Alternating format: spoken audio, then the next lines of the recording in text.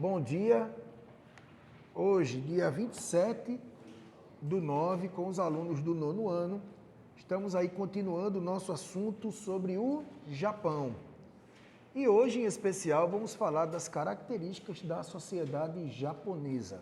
Evidentemente que algumas características do Japão. Então já fiquem aí com o material aberto para fazer alguma anotação e tirar alguma dúvida, ok? Primeira coisa importante, quando se trata da população japonesa, duas coisas são importantes a gente analisar. Primeiro, é o controle populacional. Segundo, é o envelhecimento populacional.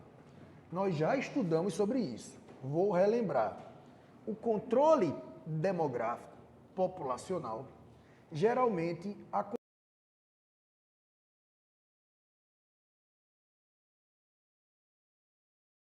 porque eles entendem que controlando a natalidade, diminuindo o número de filhos, ou seja, reduzindo a fecundidade das mulheres, elas engravidando menos, elas tendo menos filhos, o governo pode pensar na classe adulta.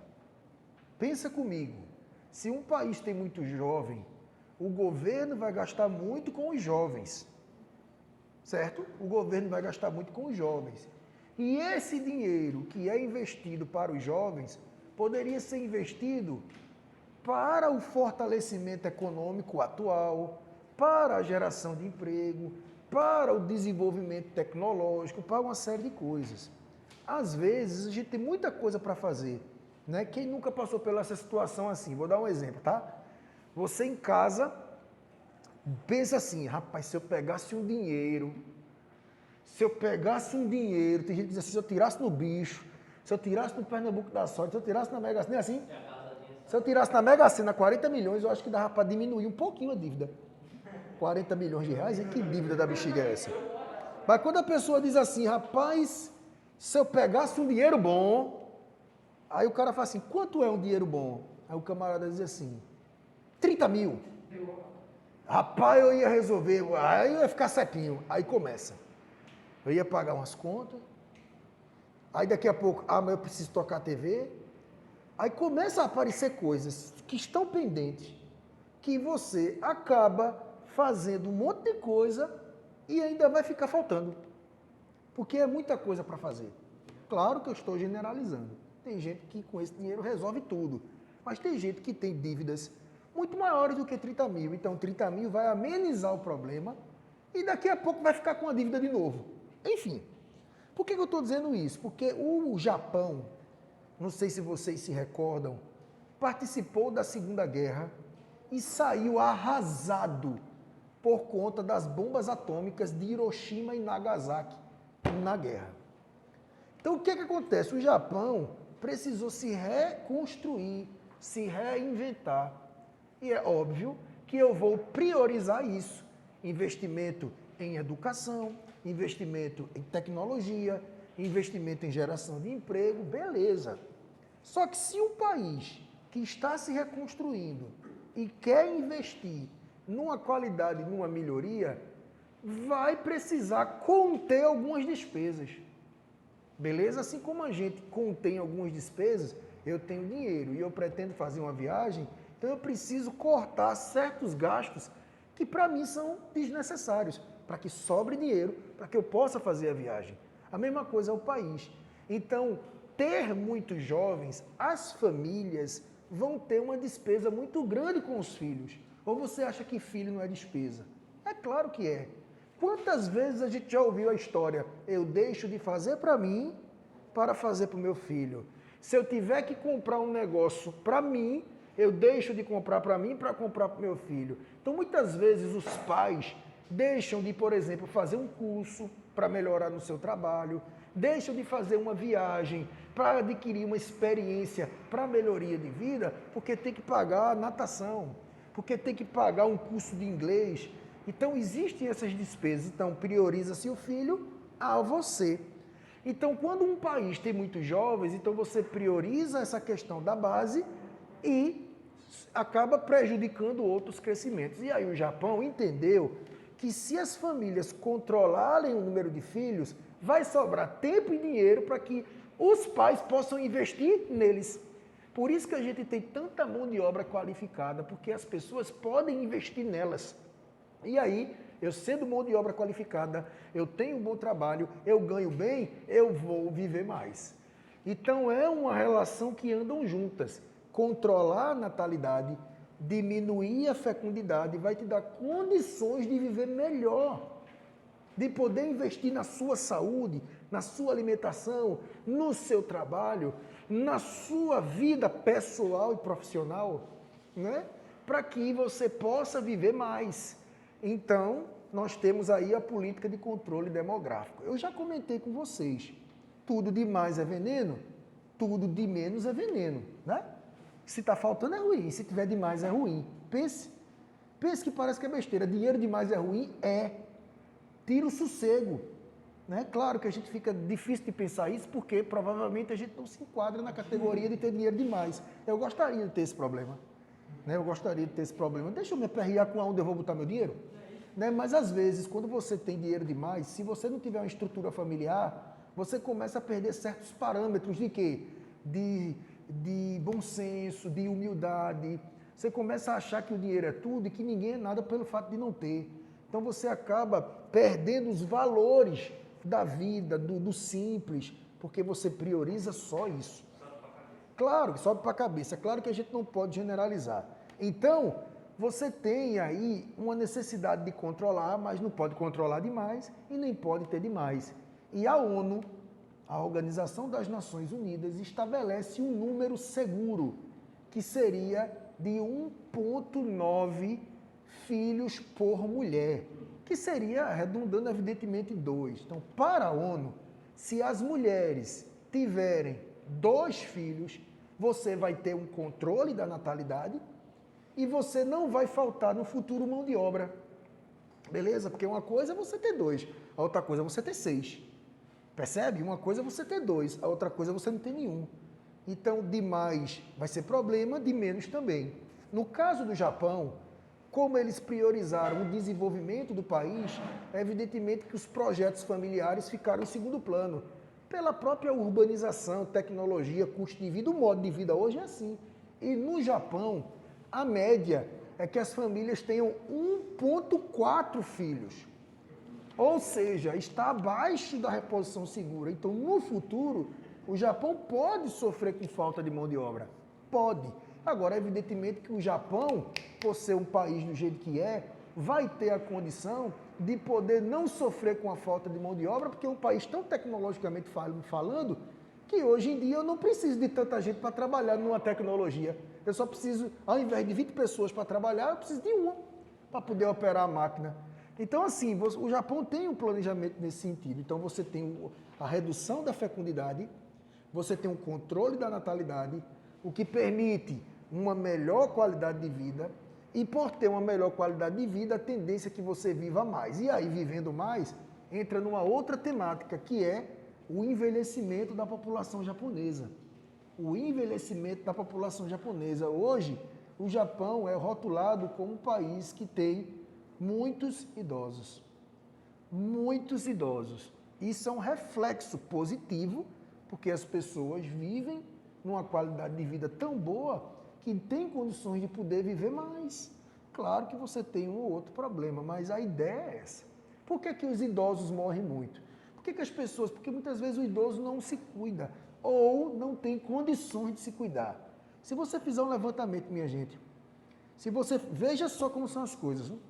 Se você fizer um levantamento aqui nessa sala presencial e aqui na sala virtual, quantos pais têm condição de realmente cuidar da saúde? Fazer exames periódicos, pagar um plano de saúde, que é caríssimo, para poder fazer check-up, para poder fazer análise, como é que está. Poucas são as pessoas que hoje têm a condição de pagar um plano de saúde tão caro e se cuidar. É assim. Eu adoeci, eu vou para o hospital. Se eu não estou doente, vai levando. E muitas vezes você poderia identificar um problema antes com exames periódicos para poder fazer a intervenção. Não é verdade? Aí você está num país que tem um nível econômico muito bom, onde o sistema de saúde funciona, dinheiro tem, e aí as pessoas têm condições de ir se cuidando, se cuidando, se cuidando, se cuidando, se cuidando. Percebe? Então, o envelhecimento populacional é um reflexo de uma qualidade de vida boa. Por isso que as pessoas vivem mais. E o Japão é assim. Então, eu tenho um controle da natalidade, eu tenho uma qualidade de vida, o IDH lá em cima, o Índice de Desenvolvimento Humano lá em cima, o que me dá condições de ter uma boa renda, de ter uma boa saúde, de ter uma boa educação, de ter um bom emprego, de cuidar da minha vida, aí eu vivo mais. Rapaz, de manhã, os idosos, muitos idosos brasileiros precisam continuar trabalhando e eram simplesmente para estar aposentados. Ganhando a sua aposentadoria e passeando, vivenciando a própria família. Né? Quantas pessoas se aposentam e têm essa possibilidade? Agora eu vou curtir meus netos, vou curtir meus filhos, vou fazer uma viagem por ano, vou viver a vida, que eu passei uma vida inteira trabalhando. Mas muitos não têm essa condição. E aí, tem idade para se aposentar, se aposenta, mas precisa continuar trabalhando. Precisa. Então você tem uma pessoa, às vezes, com 55, 60, 63, tendo que pegar metrô, pegar ônibus, se estressando, se alimentando mal. É claro que essa pessoa vai morrer, minha gente. Porque um dos males, hoje em dia, da nossa sociedade se chama estresse, ansiedade e alimentação. Né? Alimentação louca. Come-se de qualquer coisa em qualquer canto, comida com muito sal, com muito sódio, comida com muito açúcar. É o que dá para comer. A própria indústria do alimento, minha gente, favorece a gente passar mal. Sabia disso? Quer ver um exemplo? Você chega em casa de uma festa, ou você chega em casa de um dia, enfim, resolvendo coisas. Aí você tomou um banho, deitou 10h30 da noite. Vai assistir um filmezinho em casa, diz assim, vou comprar comida. Entra nesses aplicativos, 10h30 da noite de um sábado, qual é o que vem de salada? É a mesma coisa, velho. É parmegiana, é churrasco, é pizza, é hambúrguer, é hambúrguer, é hambúrguer, pizza, cachorro quente, hambúrguer, hambúrguer, pizza, beirute, hambúrguer. Só eu que tenho, bicho. Só eu que tenho. Você, oferta de alimentação saudável, né? Esse hábito da alimentação saudável não cola. Por quê? Porque às vezes o cara pensa o seguinte, eu vou comer uma salada, veja só, e pagar R$27, eu prefiro comer 2 hambúrgueres e uma coca. Eu duvido uma galera de mais, vou comer uma salada com suco de acerola. Não compra não, porque o que vale, o que dá mais lucro não é a salada, é o hambúrguer. É o hambúrguer que dá mais lucro. É a Coca-Cola que dá mais lucro. O cara compra no atacadão uma lata de Coca. Por R$1,69, vende a 7. Vende a 6. Enfim, tá? Então é isso. É sushi. Não é verdade? Você tem essas alimentações. Dificilmente, se você disser o seguinte, eu quero me alimentar de maneira saudável, você vai penar. Eu quero me alimentar de produto orgânico, você vai sofrer, bem. Vai sofrer, porque não é todo lugar que quer, porque é caro o produto orgânico, não vale a pena. Chega na feira, eu queria orgânico, para mim não vale a pena não, eu peguei, é muito caro. Aí pega esse aqui mesmo. E vende como, vai lá escaldar e se vire. Agora, você vai num país como esse, você tem essa oferta de coisas saudáveis. Chá, né? Chá, café descafeinado. Assim, do mesmo jeito que a gente chega assim numa estampa, ou chega alguma padaria que tem aquela frisa, que tem cerveja, refrigerante, cerveja.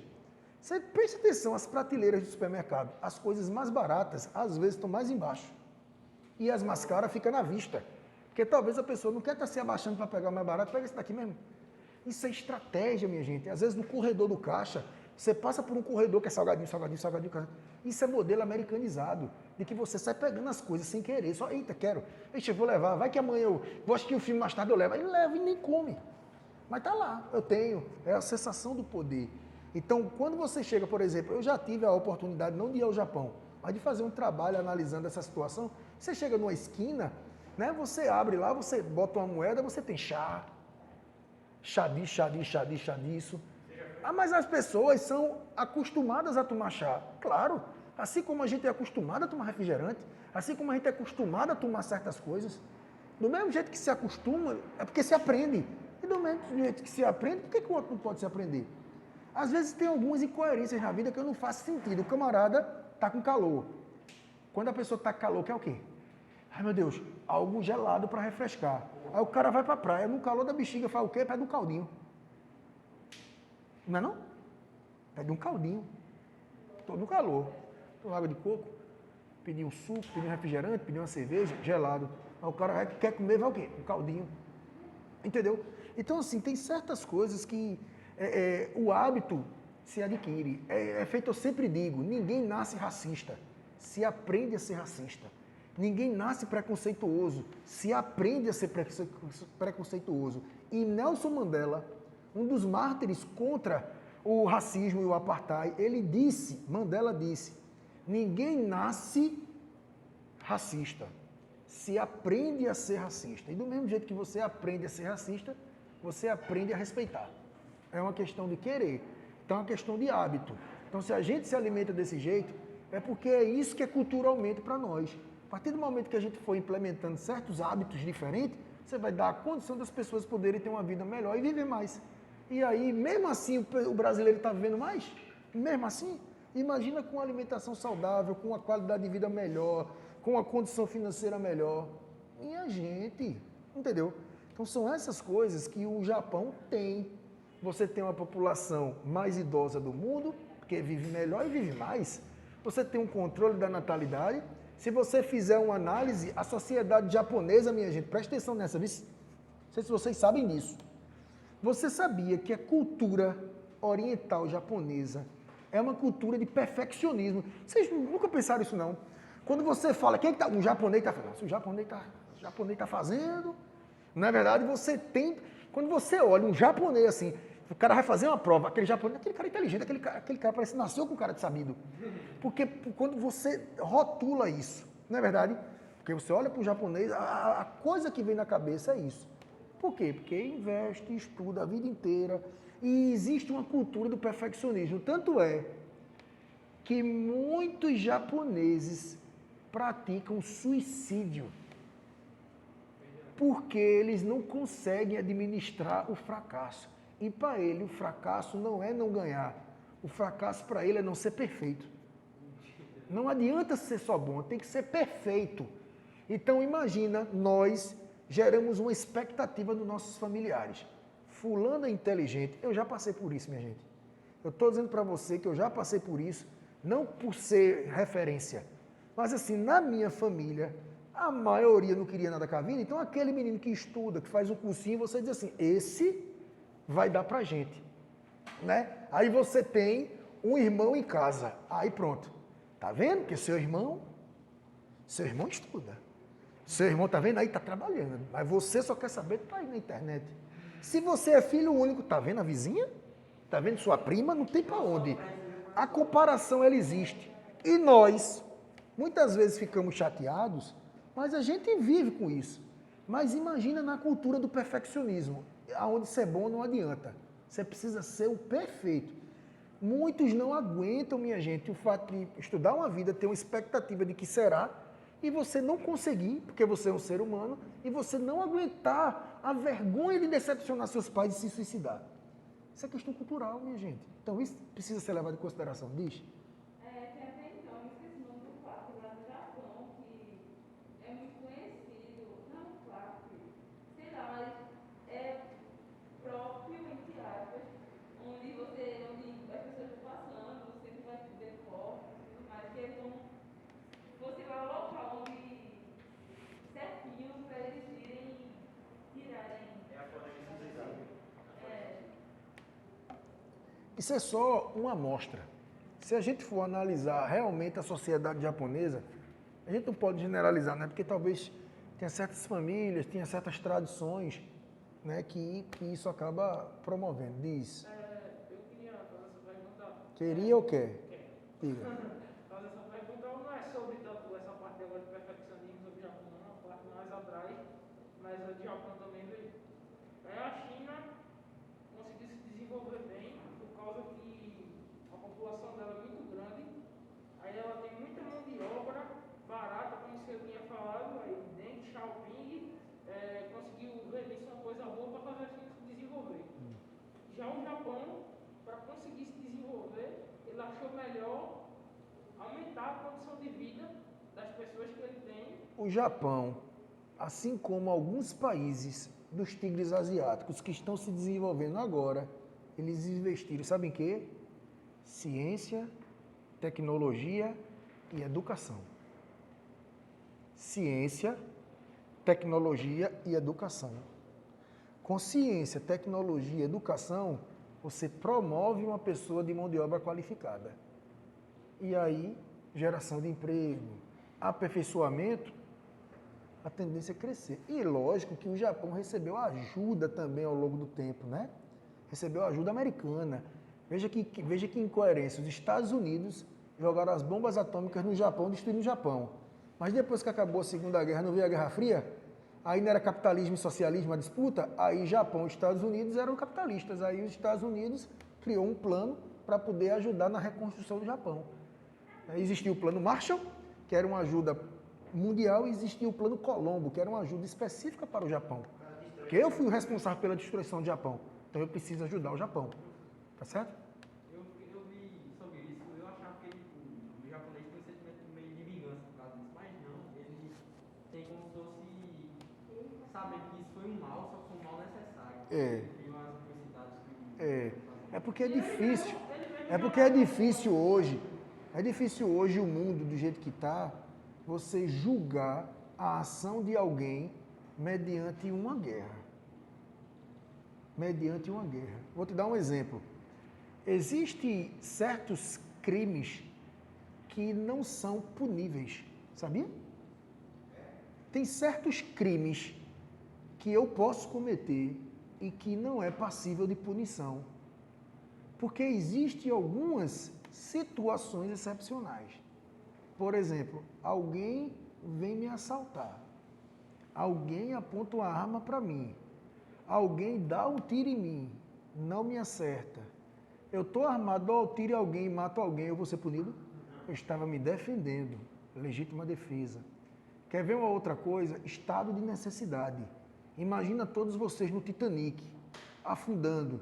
Só tem uma boia para sobreviver, você, Jack e Rose, do filme. Você chuta um, puxa o calção do outro para você sobreviver. Não é verdade, minha gente? Então, há essas situações. Então, quando você está num momento de guerra, é um momento em que você tem ali uma série de coisas envolvidas. Então, fica difícil você julgar um ou outro pelo que fez. Se você for assistir o filme Pearl Harbor, já assistiram? Pearl Harbor. Existe esse filme no YouTube, nessas plataformas de streamings. O que é isso?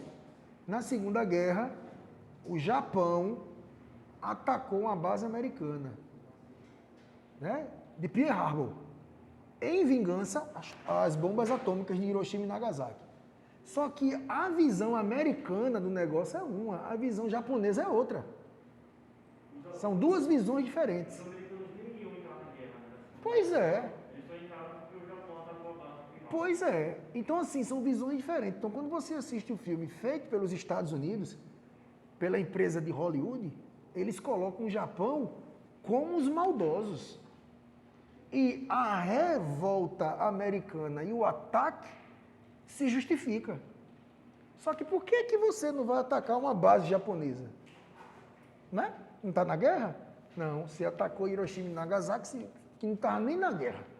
Então, assim, são situações que, se você for para os americanos, eles naquele momento, naquela situação, achavam que deveria ter feito, porque, minha gente, acaba estando uma guerra. O objetivo da pessoa não é ter bom senso, o objetivo é ganhar a guerra. O que é que eu preciso fazer para minar meu inimigo? Eu vou minar. Mesmo que depois a gente reflita e veja, não tem condições, não tinha porquê. E hoje os americanos reconhecem isso.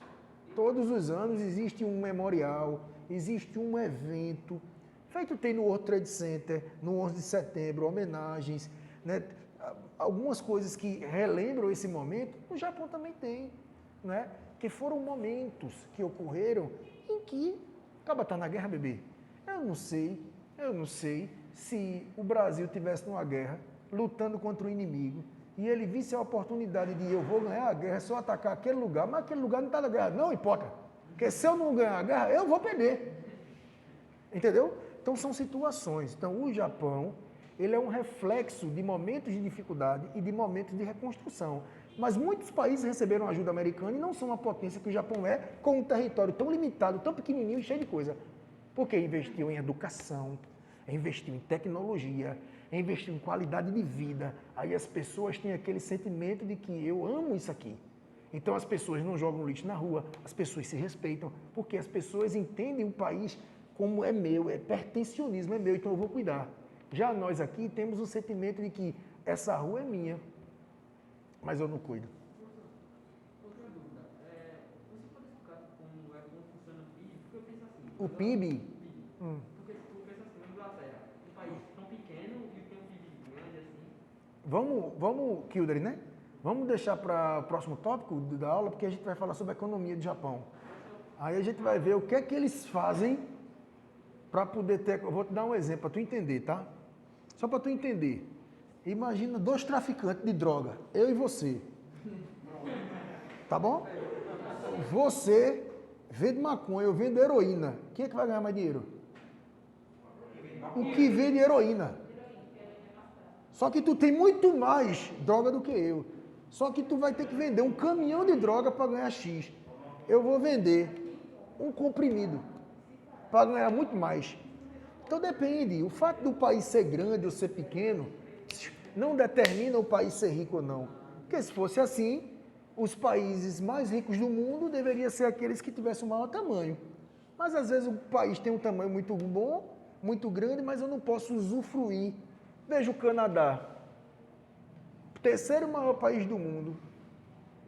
Mas mais da metade do Canadá o povo não usa porque é coberto de gelo. Você tem a Rússia, gigante, mas você tem grande parte da Rússia, que é a Sibéria, que não usa. Você tem o Japão, que é pequeno, e muita área que não usa. Aí vem a tecnologia. A minha gente, o Japão planta no subsolo, em cavernas. Como? Eu vou falar disso na economia. O Japão planta sem terra. Você não precisa botar uma semente na terra para plantar. Eles não plantam na terra. Eles criaram um mecanismo chamado hidroponia, semente e água, tecnologia, e eles conseguem produzir hortaliças só com a semente e com a água, sem solo. Mas não precisa levar sol? Eles fazem luz artificial representando o sol. Um sol artificial. Isso é para você ver até onde a tecnologia pode ir. A galera sabe se tem água ou não em Marte, minha gente? Não é verdade.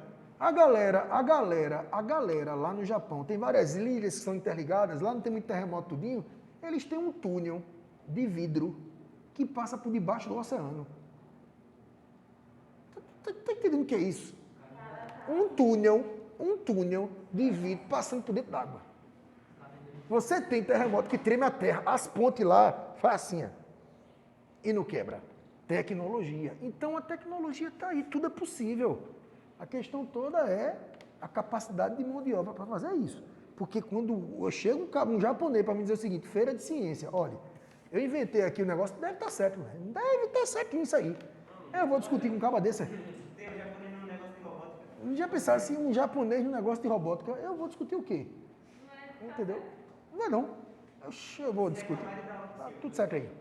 Entendido? E a pessoa não vai entender nada, arigatou. Entendido, minha gente que está em casa? Professor, Sobre a questão do Japão, qualidade de vida, IDH lá em cima. Por isso que tem o envelhecimento, população de idosos, que é um desafio, né? Que é um desafio, querendo ou não, muito idoso é um desafio para o país, porque o idoso precisa de cuidado. Enquanto o aposentado aqui acorda de manhã para ir trabalhar e pegar um ônibus, no Japão a galera vai para o parque, se abraça com a árvore para respirar. Assim, ó. Lá, professor, muita gente, porque a maioria do pessoal Vai fazer yoga. Vai morrer como? Vira estátua. Saiu até uma reportagem esses dias dizendo que no Japão era o país que tinha o maior número de pessoas com mais de 100 e tantos anos de idade. Vai morrer como? Eu li um livro que é escrito por dois autores, que eles foram numa ilha chamada Okinawa.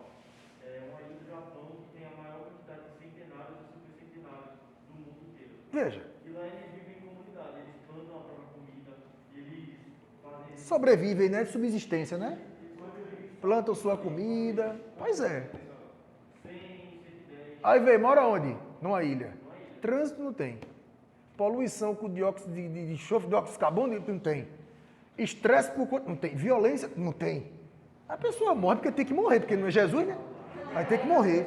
Uma hora o sistema vai falhar. Não é? Mas se cuidando desse jeito, entendeu? Você prolonga, você posterga a sua ida. E é bom a gente postergar porque a gente não sabe para onde vai, né? Eu como professor, vou para o céu sem escala, direto. Vai para o céu. Direitinho. Eu vou direto. Bebia, fumava, e até 120. Hein? Teve uma mulher que bebia, fumava, fazia tudo de errado. Aí Veja, aqui ele está dizendo que a mulher bebia, fumava, fazia tudo de errado e viveu até os 20 anos. Isso é uma tristeza, isso é uma exceção. Quando veio isso, tinha herança e os netos querendo que morresse para ver se pega em nada. É? Vou parar aqui a gravação porque o conteúdo de hoje já foi que não fica só conversa.